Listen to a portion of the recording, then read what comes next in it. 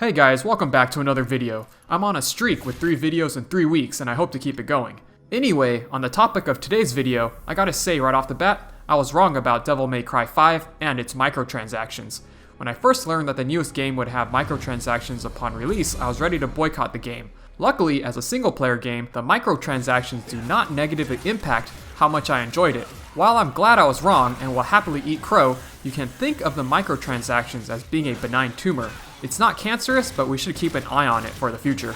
The game is currently on sale in the PlayStation Store for $20 until the end of the month, down from its original $40, and I could recommend it to anyone who is remotely interested. At this point, the game seems to be on sale more often than not, and you could probably find it for cheaper or part of a bundle down the line. This game is awesome, so I hope you guys check it out, and not wait as long as I did. This video would be a spoiler-free look at the game, but if you want to read my full review, check out the link in the description box below. The game only has 2 difficulty options when you begin, Human and Devil Hunter mode. Devil Hunter is supposed to be for experienced players, but I highly suggest starting on Devil Hunter, even as a new player, as you can always decide to move down if it's too difficult. I'm currently playing through the Son of Sparta difficulty that unlocks after your first playthrough, and beating that will unlock the remaining 3 difficulties, Dante Must Die, Heaven and Hell, and Hell in Hell mode. Your items, abilities, and all your progress will carry over after each playthrough, and each difficulty is progressively harder, so you will always feel challenged. When you lose all your health in the game, it's not an automatic game over. You will get the option to res where you fell, using red orbs or a gold orb. You collect red orbs from defeating enemies, exploring the map, and achieving a better score at the end of missions. The cost of red orbs go up each time you die during the same mission. Gold orbs are more scarce, but they revive you with full health, secondary resources, and the Devil Breakers for Nero. These are pretty helpful for when you encounter a boss that seems really strong, before you take the time to learn its attack patterns and tells. Restarting the checkpoint before the boss, or at the beginning of the chapter, is also an option if you're looking to challenge yourself or to save orbs. There's also a new online multiplayer component to the game.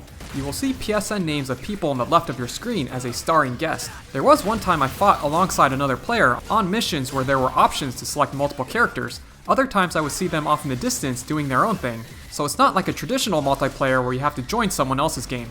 You also have the option to rate them at the end, even if you don't see them on your mission. This is a really interesting mechanic, as these characters should be fighting alongside you during specific parts of the story. It's a better option than having these characters being controlled by the AI or just not being present. The RE engine looks amazing, the boss fights are epic, the combat is diverse, and the story is great also. I love seeing how my sword attacks would leave red cut marks on the enemies, seeing when time slows down just as you make a last second dodge, and boss battles that had distinct phases. Each level will build up to a new boss that would fight completely differently than what you're used to. The style and the humor of past Devil May Cry games is built into the core of this game. You'll have Nero, the now experienced and more confident Devil Hunter, riding on the backs of weak demons similar to how Dante did. The veteran of the franchise, Dante, can split a motorcycle in half to use as a weapon. New support character to the franchise, Nico, is a new gunsmith responsible for creating Devil Breakers, a utility weapon for Nero. There are gag Devil Breakers like the Pasta Breaker, that's basically a spinning fork, or Mega Man's Mega Buster that can even change the way Nero jumps and dies.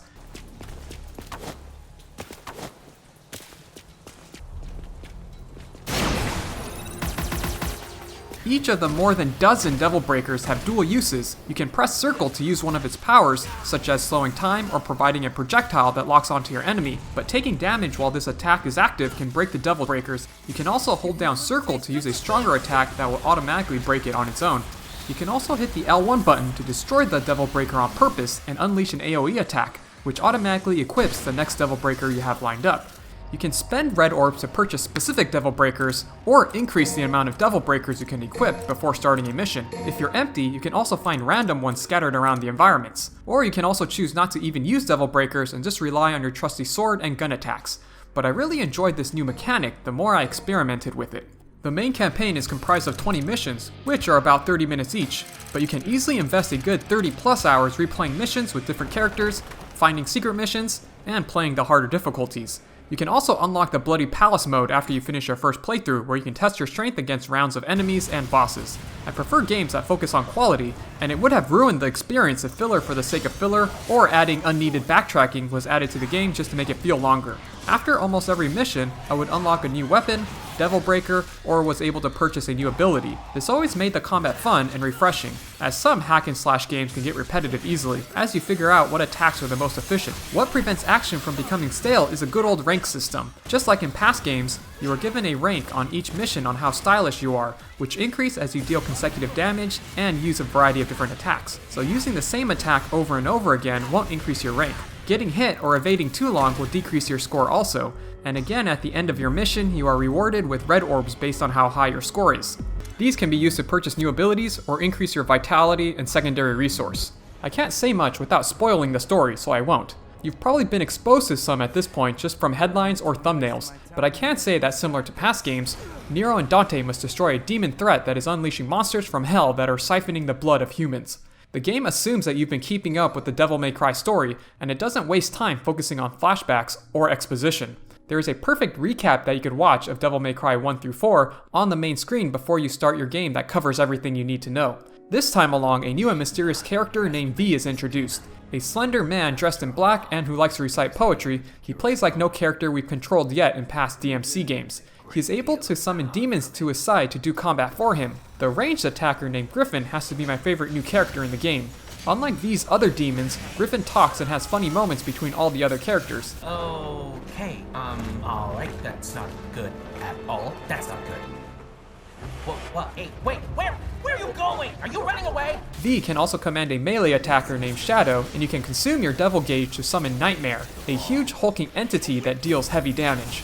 Even though there is so much I loved about this game, one of the best has to be the music. Similar to the new Doom franchise, the heavy metal influenced soundtrack ramps up as you go into epic battles. Something about hell, demons, and heavy metal just go so well together.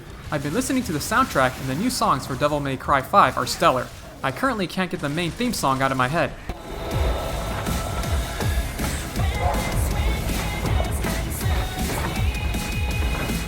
So I'll wrap up here and implore you to pick up this game while it's on sale, so you can enjoy the game for yourself. I hope you found this video helpful. If you did, leave me a like, comment, or dare I say, consider subscribing, and check out my channel or blog for more gaming content. So until next time, stay stylish.